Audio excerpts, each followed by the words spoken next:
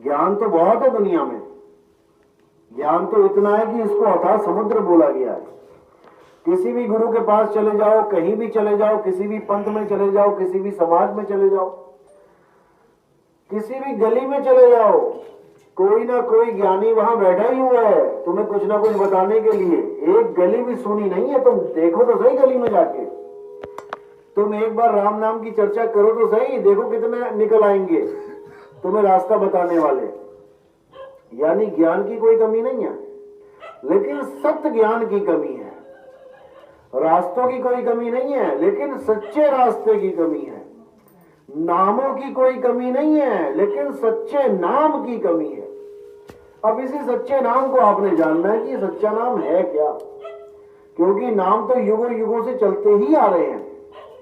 कोई राम राम, कोई अल्लाह अल्लाह, कोई वाहिगुरु वाहिगुरु, कोई ना कोई नाम तो हर आदमी लेके बैठा ही है। अपनी तरफ से उसने कोई कमी नहीं छोड़ी है परमात्मा को ध्याने में, परमात्मा को प्रेम करने में। हर प्रकार के नामों का जाप सिमरन कर ही रहा है, लेकिन जिस नाम से उसका कल्याण होगा वो नाम उसे समझ में नहीं आ रहा है।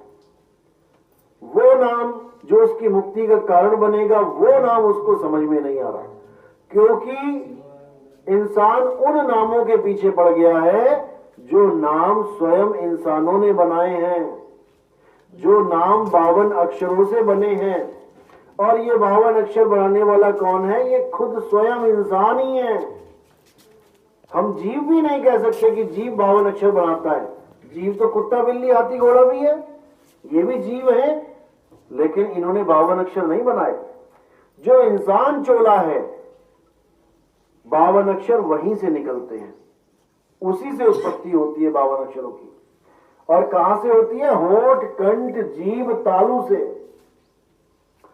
इनसे 52 अक्षर उत्पन्न होते हैं। और इन्हीं 52 अक्षरों के द्वारा इस दुनिया में जितने भी जंतर मंतर तंत्र, जितने भी नाम, जितने भी श्लोक, जितने भी दोहे, जितने भी ग्रंथ, जो भी ज्ञान इस दुनिया में आता है वो 52 अक्षरों के द्वारा ही आता है।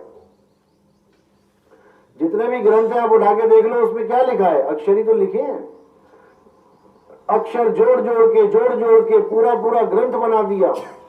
अब उसी को पढ़ के बंदा सोच रहा है मुक्ति हो जाएगी, कोई सोच रहा है वेद पढ़ लूं मुक्ति हो जाएगी, गीता पढ़ लूं मुक्ति हो जाएगी, कबीर पंथी सोच रहे हैं कबीर बीजक का पाठ करवा ले मुक्ति हो जाएगी, गरीबदास जी वाले बोल रहे हैं कि अखंड पाठ करवा लो ग्रंथ साहब का मुक्ति हो जाएगी। नहीं होगी, नहीं होगी, क्योंकि ये 52 अक्षर का सारा झमेला है। इसीलिए कबीर साहब ने बोला 52 अक्षर जोड़े आन और सके न अक्षर एक पहचान। 52 अक्षर को जोड़ जोड़ के दुनिया भर के पंथ, दुनिया भर के धर्म बन गए, लेकिन उस एक आदि अक्षर को नहीं समझ पाए जो सबकी मुक्ति का कारण है। इसीलिए साहब ने समझाया कि 52 अक्षर जीवाधारा और आदि अक्षर जीभ्या से न्यारा, वाही को सत्य सिमरण कहिए। सत्य सिमरण वो आदि अक्षर का होता है, बाकियों का झूठा सिमरण है। कृत्रिम नाम कथे तेरे जिहिबा, सत्य नाम तेरा परापुर बला। बाकी जितने भी नाम जो बोले जाते हैं ये आपने खुद बनाए हैं, इंसानों के द्वारा बनाए गए हैं और इंसान ही उन्हें जप रहा है। लेकिन जो आदि नाम है वो किसी ने बनाया नहीं है, ना ही वो कभी बनता है ना कभी बिगड़ता है, लेकिन उसको समझना पड़ता है। इसलिए साहब ने कहा आदि नाम हम भाग सुनाया और मूर्ख जीव समझ नहीं पाया। भाग सुनाने का मतलब उसकी महिमा भाग के सुनाई गई, लेकिन ये जीव समझ ही नहीं पाया। जीव समझ रहा है कि कोई नाम है, मंत्र है, लेकिन ऐसा नहीं है। वो आदि नाम 52 से परे है, बोलने लिखने से परे है, सुनने से परे है। जिसको बोला अखा वाजो वेखना बिन कन्ना सुनना, पैरा वाजो चलना बिन हत्था करना। ना तो वो आंखों से दिखाई देगा, न कानों से सुनाई देगा, ना हाथों से उसकी पूजा हो सकती है, ना पैरों से वहां तक जाया जा सकता है। तो कहते हैं जीवा वाचो बोलना क्यों जीवित मरना, नानक हुक्म बचान तो जा खसमे नो मिलना। बिना जीव के वो बोल रहा है और ऐसी आवाज है उसकी कि हम सोच भी नहीं सकते कि परमात्मा क्या है, क्योंकि परमात्मा का भेद ना पता होने के कारण हमने किसी को भी परमात्मा मान के बैठ गए। हम किसी ने कहा परमात्मा ये है, हमने उसको मान लिया। किसी ने कहा ये नहीं वो है, हमने उसको मान लिया। किसी ने कहा ये पत्थर भगवान है, हमने पत्थर को मान लिया। किसी ने कहा पानी भगवान है, हमने पानी को माता बना लिया। किसी ने कहा पर्वत भगवान है, हमने उस पर्वत की परिक्रमाएं कर दी। किसी ने कहा सूर्य भगवान है, हमने सूर्य को जल दे दिया। किसी ने कहा चांद भगवान है, हमने चांद देख देख के रोजे रखे। हर प्रकार का आदमी कहीं ना कहीं उलझ ही गया उस परमात्मा का भेद ना जानने के कारण। तो परमात्मा का भेद बताने वाला जो गुरु होता है उसको सतगुरु कहते हैं, और जो नाम जपाने वाला गुरु होता है उसको जपी कहते हैं। तपस्या कराने वाला जो गुरु होता है उसको तपी कहते हैं, और घर बार छोड़ के जंगल में भेज देने वाले गुरु को सन्यासी कहते हैं। तो जपी तपी सन्यासी इनके बस की बात नहीं है कि ये परमात्मा को पाएं, क्योंकि ये सारा ध्यान जप में तप में और घर बार छोड़ के दुनिया में भटकने जंगलों में भटकने में इनका ध्यान रहता है। लेकिन साहब ने कभी नहीं कहा कि कुछ जपना पड़ेगा। वो कहते हैं ना मैं जप में, ना मैं तप में, ना एकांत निवास में। घर बार छोड़ के कहां एकांत निवास में जा रहे हो कि जंगल में मिलेगा परमात्मा? नहीं मिलेगा। वो को कहां ढूंढे रे बंदे, मैं तो तेरे पास में। खोजी हो तुरंत मिल जाऊं एक पल की तलाश में, और कहे कबीर सुनो भाई साधो मैं तो हूं विश्वास में। तो भेदी गुरु से भेद लेना है। भेद बिल्कुल साफ है, क्लियर है। जब समझाया जाता है दूसरी दीक्षा में तो हर चीज समझ में आ जाती है। और उसके बाद आपने केवल विश्वास, पूरे विश्वास के साथ अपनी सूरत को स्थिर करना है। कहां करना है? उस परमात्मा के दरवाजे पे। जैसे हमने कहीं जाना हो किसी के घर में तो हम क्या खटखटाते हैं? दरवाजा। दरवाजा खटखटाना हमारे बस में होता है, लेकिन दरवाजा खोलना ये अंदर वाले के बस में है, हमारे बस में नहीं है। वरना खटखटाने की जरूरत ही नहीं है, जाओ दरवाजा खोल के चले जाओ अंदर। इसी प्रकार जो परमात्मा है वो क्या कह रहे हैं कि तुम्हें दरवाजा बताएगा गुरु, क्योंकि द्वार बताने वाला गुरु ही सतगुरु है। 9 दरवाजे प्रगट कीते, 10वां गुप्त रखाया, गुरु द्वारे लाई भावनी, इकना 10वां द्वार दिखाया। नानक साहब की वाणी है। वो कह रहे इस काया में 10 दरवाजे हैं, 9 दरवाजे प्रगट कीते। 9 दरवाजे तो प्रगट हैं, 2 आंखें, 2 कान, 2 नाक, मुंह और नीचे 2 छेद, ये तो प्रगट हैं। ये सारी उम्र प्रगट रहेंगे। बच्चा पैदा होता है तो उसके दरवाजे प्रकट होते हैं, सारी उम्र वही आंखें नाक खुले रहेंगे। लेकिन 10वां गुप्त दिखाया। 10वां दरवाजा जो होता है उसको गुप्त कर दिया जाता है। वहां तक तो समझ ही नहीं आएगा तुम्हें दरवाजा कहाँ है। लेकिन गुरु द्वारे लाई पावनी, जो गुरु होता है वो गुरु द्वारे लाई पावनी, पावनी यानी भाव, तुम्हारा भाव वो उस दरवाजे से जोड़ देता है। इकना 10वां द्वार दिखाया। इकना 10वां द्वार का मतलब है एकादशी, 11वां। 10 द्वार तो इस काया के हैं। 9 द्वार से संसार निकलते हैं, 10वें द्वार से योगी। लेकिन दोनों की मुक्ति नहीं होगी, क्योंकि उनको शब्द का भेद नहीं पता। केवल दरवाजों से निकलना मुक्ति नहीं है, शब्द में समाना मुक्ति है। सुरत समाए शब्द में, वाको काल ना खाए। लेकिन वो शब्द कहाँ है, कैसे मिलेगा, ये केवल एक भेदी गुरु बता सकता है, जिसको उस शब्द का भेद भी पता है और उसका अनुभव भी है।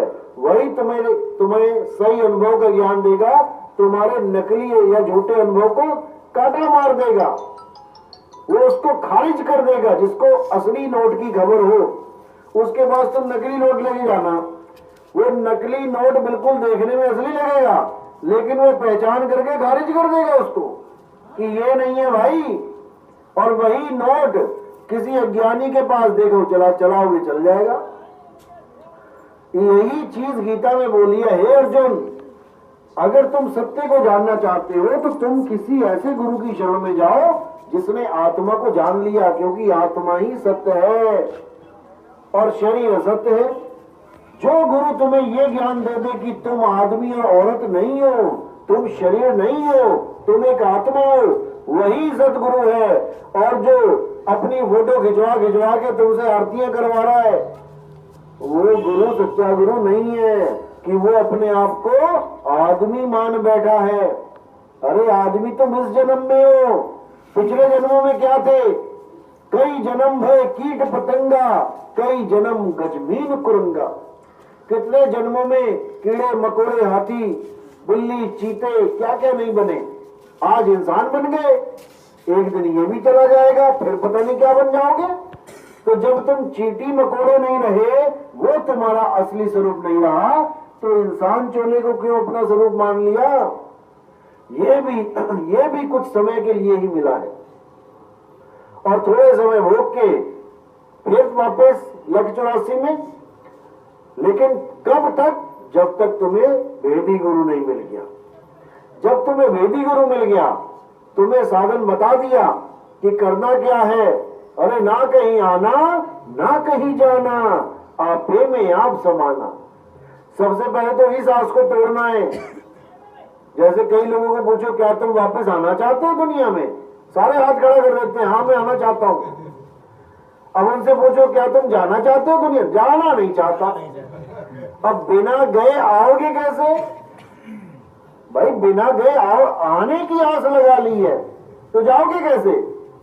तो कह रहे ना कहीं आना, इस दुनिया में वापस नहीं आना, और ना कहीं जाना, यानी किसी लोक में भी मत चले जाना कि कोई कहे मैं तो स्वर्ग में जा रहा हूं, मैं तो अलग लोक जा रहा हूं, सतलोक जा रहा हूं, अनामी लोक जा रहा हूं, ब्रह्म लोक जा रहा हूं, शिव लोक जा रहा हूं, गोलोक जा रहा हूं।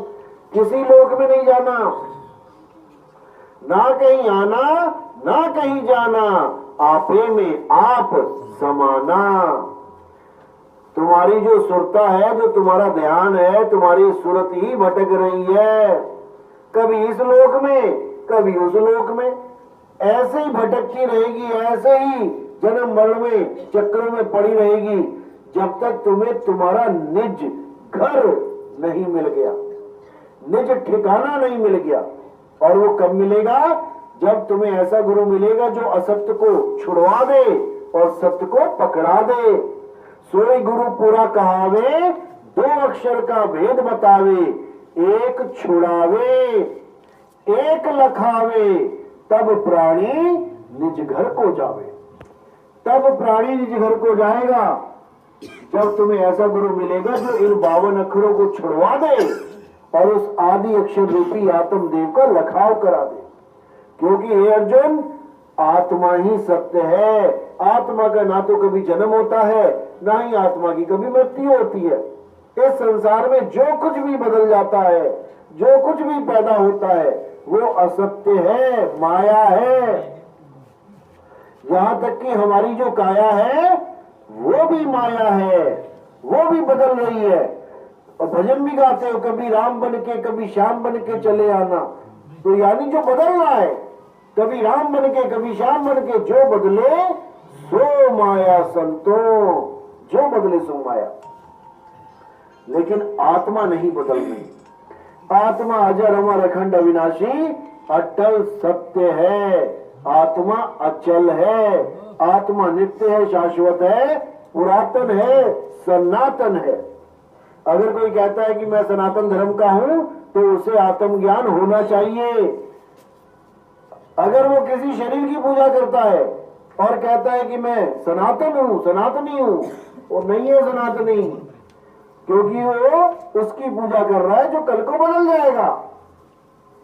तो किसकी पूजा करनी है? जिसको शस्त्र काट नहीं सकता, अग्नि जला नहीं सकती, वायु सुखा नहीं सकती, जल भिगो नहीं सकता, उस आत्मदेव को जानना है। उसी को जानना ही भक्ति है, सत भक्ति। बाकी जितना भी है वो जप तप व्रत है, भक्ति नहीं है वो। इसीलिए आत्मा को जानो, सत्य को पहचानो, तभी आत्म कल्याण होगा, नहीं तो नहीं होगा। कितना ही जोर लगा लो, नहीं होने वाला। तो इसीलिए सारे संतों ने एक ही मुद्दा रखा है कि आत्म मही राम, राम मही आत्म, चीनस गुरुमुख विचारे। कि अगर परमात्मा को ढूंढ रहा है तो कहीं और मत ढूंढो भाई, अगर घी को ढूंढना है तो कहीं और मत ढूंढो, दूध में ढूंढो, दूध में मिलेगा, लेकिन विधि के द्वारा। सबसे पहले तो मुझे पता लगे मैं हूं क्या। अपने आप को शरीर मान के बैठे हम सब, जब तक हम अपने आप को आत्मा नहीं जानेंगे परमात्मा मिलने वाला नहीं है। क्योंकि वो तो हम में रम रहा है।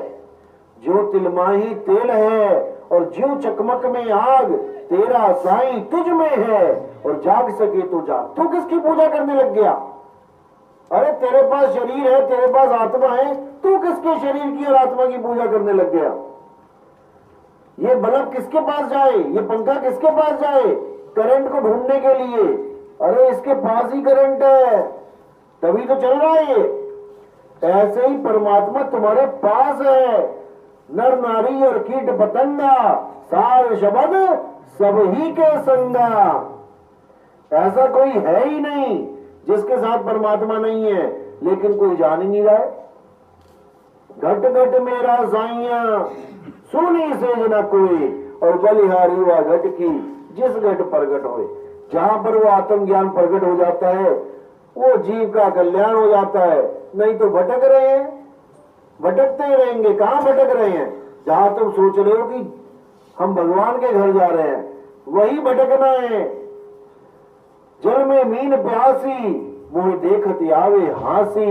अरे आत्म ज्ञान बिना नर भटके। कहां भटके? कभी काबा कभी काशी। कह रहे आत्मा के आत्म ज्ञान के बिना भटकने जा रहे हो तुम। पैसा खर्च रहे हो, पेट्रोल खर्च रहे हो, समय खराब कर रहे हो, मेहनत कर रहे हो, सामान लाद के ले जा रहे हो, घूमने जा रहे हो, बिना ज्ञान के भटकने जा रहे हो। कहीं जाने की जरूरत नहीं, पैर भी उठाने की जरूरत नहीं, और आत्म ज्ञान तुम्हारे पास है। बस वेदी गुरु तक पहुंचो, नाम दीक्षा लो, घर में बैठ के भजन करो, कहीं जाने की जरूरत नहीं है। लेकिन ये बात जल्दी समझ में नहीं आती, क्योंकि पुराने रीति रिवाज, पुराना ज्ञान जो चढ़ा हुआ है दिमाग पे कि 4 धाम यात्रा नहीं करेंगे तो मुक्ति नहीं होगी। और जब 4 धाम नहीं बने थे, कभी तो बने थे ना धाम, कभी तो शुरुआत थी। और जब 4 धाम भी नहीं बने थे तब मुक्ति कैसे होती थी? किसी को नहीं समझ में आ रहा। बस यही समझना है, जो बना है वो बिगड़ेगा, और जो बने और बिगड़े को पूजेगा वो भी बनेगा और बिगड़ेगा। और जो उसको पूजेगा, जो बनता बिगड़ता नहीं है, तो वो भी सत्य में समा जाएगा। उसको भी अब वापस आना नहीं पड़ेगा इस बनने बिगड़ने वाली दुनिया में, इस हड्डी में, चमड़े में, मांस में, लोथड़े में। अब नहीं आना पड़ेगा उसको, नहीं तो ऐसे ही बार बार जन्म मरण में चक्कर काटता रहेगा। इसलिए साहब ने बोला है कि गुरु को कीजिए दंडवत और कोटि कोटि प्रणाम, कीट न जाने वृंग को गुरु कर ले आप समान। गुरु कौन है? परमात्मा गुरु है।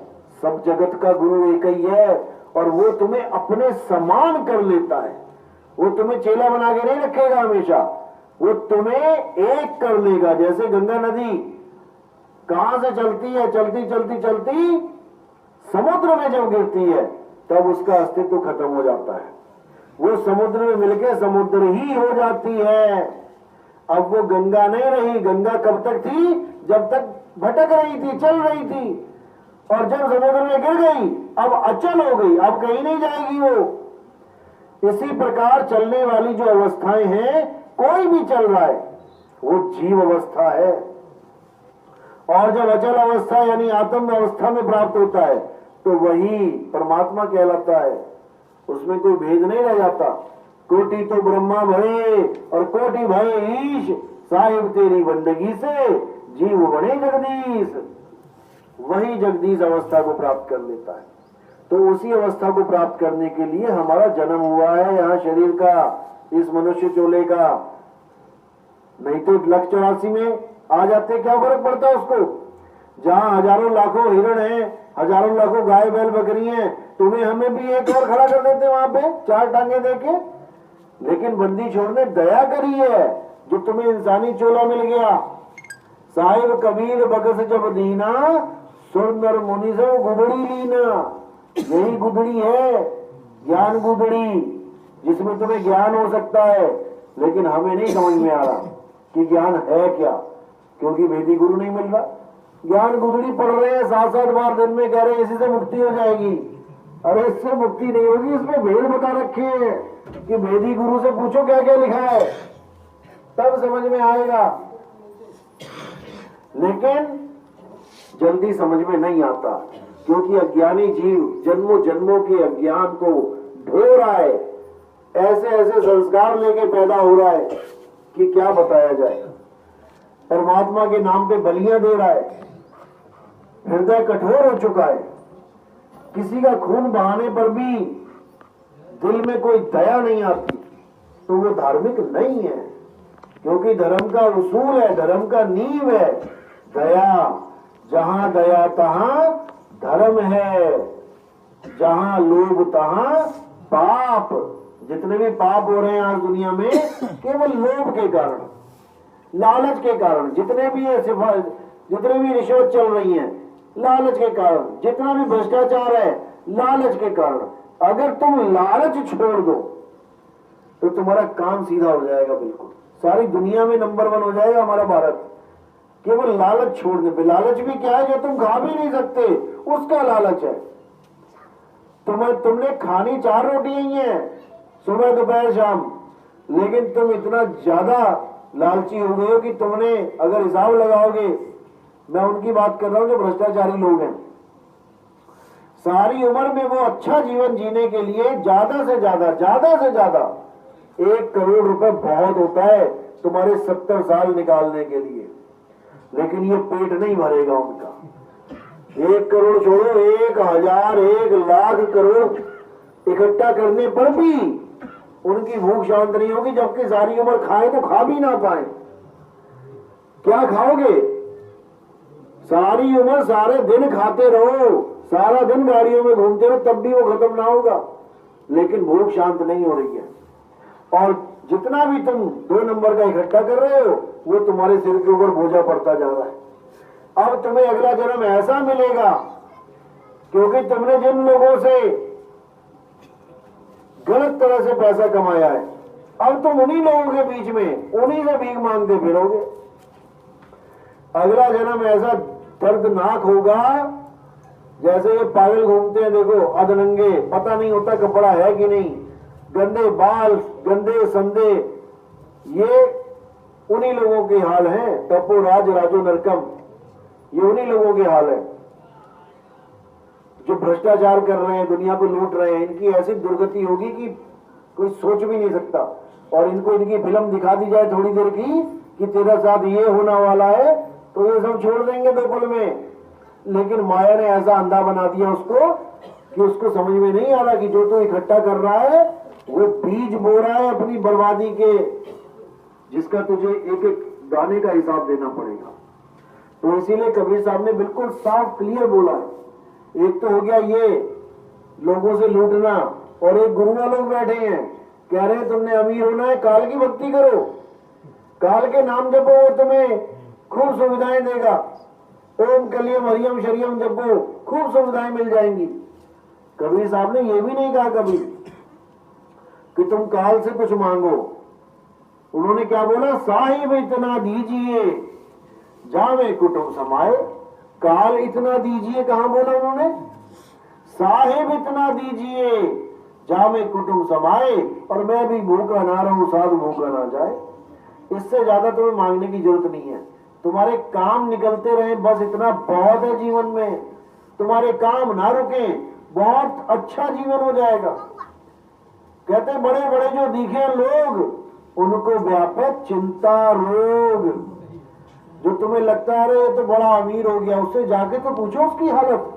तुम्हें रात में कभी सुनाएगा कहानी अपनी दर्द भरी कि यार जब से मैंने पैसा कमाया मेरे तो रिश्तेदार मुझसे सब चिढ़ने लग गए, नाराज होने लग गए, तो षड्यंत्र बना रहे हैं, पता नहीं कब टांग में मुझे। तुम्हारे जान के नाले पड़ जाएंगे। एक फक्कड़ साधु नदी के किनारे बैठा है झोपड़ी डाल के, कौन मारने जाएगा उसको? और वही साधु दुनिया से माया इकट्ठी करके बना ले जरा महल। अब देखो कितने लोग घुसेंगे कि इसको जहर दे दो, इसको निकालो और इसके राज, इसके महल पे राज कर ले। ये हर जगह चलता आ रहा है। इससे बचना है तो रहो जगत से न्यारे। जगत क्या कर रहा है उसको जाने दो। तुमने क्या करने के लिए इस जन्म को धारण किया है, इस काया को धारण किया है, उस पर विचार करो। जब तक ये नहीं समझ में आएगा कुछ समझ में आने वाला नहीं है। तो इसी के लिए साहब ने बिल्कुल क्लियर बोला कि गुरु को चेला विष देवे